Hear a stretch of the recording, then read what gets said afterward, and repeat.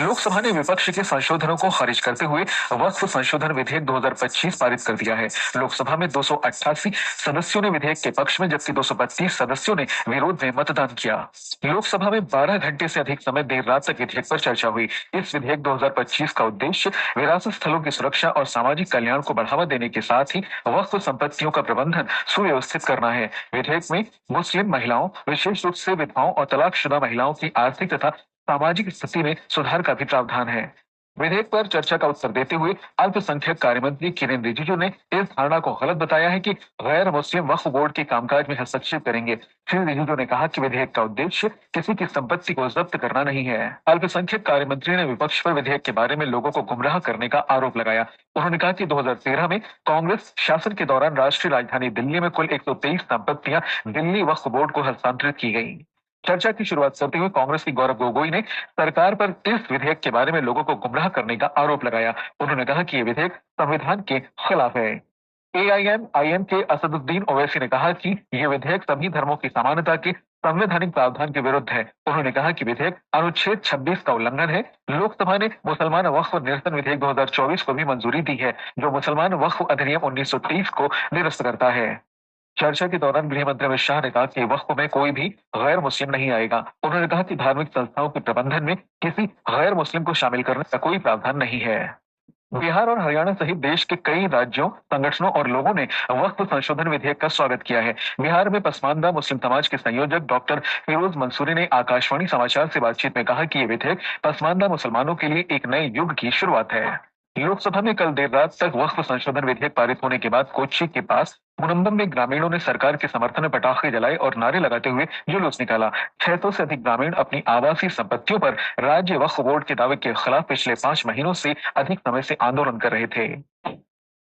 लोकसभा ने मणिपुर में राष्ट्रपति शासन लगाए जाने संबंधी संवैधानिक प्रस्ताव को स्वीकृति दे दी है। लोकसभा में इस प्रस्ताव पर चर्चा हुई, जिसमें कांग्रेस के शशि थरूर, समाजवादी पार्टी के लालजी वर्मा, शिवसेना उद्धव ठाकरे के अरविंद सावंत और तृणमूल कांग्रेस की सयानी घोष तथा अन्य सांसदों ने भाग लिया। सदन में संवैधानिक प्रस्ताव पर चर्चा के जवाब में केंद्रीय गृह मंत्री अमित शाह ने कहा कि सरकार मणिपुर में सामान्य हालत बहाल करने के हर संभव प्रयास कर रही है। गृहमंत्री ने कहा कि पिछले 4 महीनों में राज्य में किसी की मृत्यु की खबर नहीं है और राष्ट्रपति शासन लागू करने के बाद सरकार ने दोनों गुटों के साथ बैठकें की हैं। प्रधानमंत्री नरेंद्र मोदी छठे बिम्स्टेक शिखर सम्मेलन में भाग लेने के लिए थाईलैंड की 2 दिन की यात्रा पर आज सुबह रवाना हुए। वर्ष 2016 और 2019 के बाद ये प्रधानमंत्री की थाईलैंड की तीसरी यात्रा होगी। प्रस्थान के समय बयान में श्री मोदी ने कहा कि पिछले दशक में बिम्स्टेक बंगाल की खाड़ी के क्षेत्र में क्षेत्रीय विकास, संपर्क और आर्थिक प्रगति को प्रोत्साहन देने के महत्वपूर्ण मंच के रूप में उभरा है। श्री मोदी ने कहा कि उन्हें बिम्स्टेक देशों के नेताओं के साथ बैठक और लोगों के हित को ध्यान में रखते हुए सहयोग मजबूत करने के लिए सार्थक बातचीत की उत्सुकता से प्रतीक्षा है। प्रधानमंत्री आज शाम बैंकॉक में थाईलैंड की प्रधानमंत्री पेतोंगतौन शिनावात्रा के साथ द्विपक्षीय वार्ता करेंगे। दोनों नेता द्विपक्षीय संबंधों की प्रगति की समीक्षा करेंगे और भारत थाईलैंड द्विपक्षीय साझेदारी को अधिक प्रगाढ़ करने के उपायों पर चर्चा करेंगे। कल से शुरू होने वाले छठे बिम्स्टेक शिखर सम्मेलन का विषय है बिम्स्टेक समृद्ध, लचीला और मुक्त।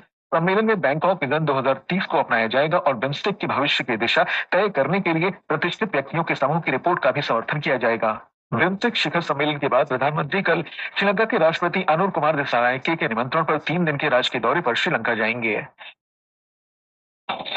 माओवादियों ने कथित रूप से पत्र के माध्यम से सशस्त्र संघर्ष पर विराम लगाने का प्रस्ताव दिया है और शांति वार्ता के लिए अपनी इच्छा व्यक्त की है। पत्र के जवाब में छत्तीसगढ़ के उप मुख्यमंत्री और गृह मंत्री विजय शर्मा ने कहा कि अगर नक्सली वास्तव में मुख्य धारा में लौटना चाहते हैं और बातचीत के लिए तैयार हैं, तो उन्हें सार्वजनिक रूप से अपने प्रतिनिधि का नाम और शांति वार्ता के लिए शर्तें बतानी होंगी। अमेरिकी राष्ट्रपति डोनाल्ड ट्रंप ने भारत सहित कई देशों पर पारस्परिक शुल्क लगाने की घोषणा की है। इन देशों से आयातित वस्तुओं पर 26% शुल्क लगाया जाएगा। श्री ट्रंप ने कहा कि शुल्क पूरी तरह से पारस्परिक नहीं होंगे और अमेरिका उन देशों द्वारा लगाए गए शुल्कों का लगभग आधा शुल्क वसूलेगा। उन्होंने कहा कि अमेरिका गैर टैरिफ बाधाओं सहित सभी शुल्कों की संयुक्त दरों की गणना करेगा और उन देशों द्वारा अमेरिका पर लगाए गए शुल्कों का लगभग आधा शुल्क लेगा। राष्ट्रपति ट्रंप ने यूरोपीय संघ से आयात पर 20% और ब्रिटेन से 10% शुल्क लगाने की घोषणा की है, जो अमेरिका के 2 मुख्य व्यापारिक साझेदार और सहयोगी देश हैं। वहीं चीन पर 34%, भारत पर 26%, बांग्लादेश पर 37%, पाकिस्तान पर 29%, श्रीलंका पर 44% और इसराइल पर 17% आयात शुल्क लगेगा। इस बीच दुनिया भर के कई देशों ने इस शुल्क को अन्यायपूर्ण बताया है। म्यांमार में 7.7 की तीव्रता के जबरदस्त भूकंप के बाद मृतकों की संख्या बढ़कर 3,003 हो गई है और करीब 4,500 लोग घायल हैं। इस बीच म्यांमार की सत्ता पर काबिज सेना ने राहत और बचाव कार्य के लिए देश में चल रहे गृह युद्ध पर अस्थायी तौर पर विराम लगाने की घोषणा की है।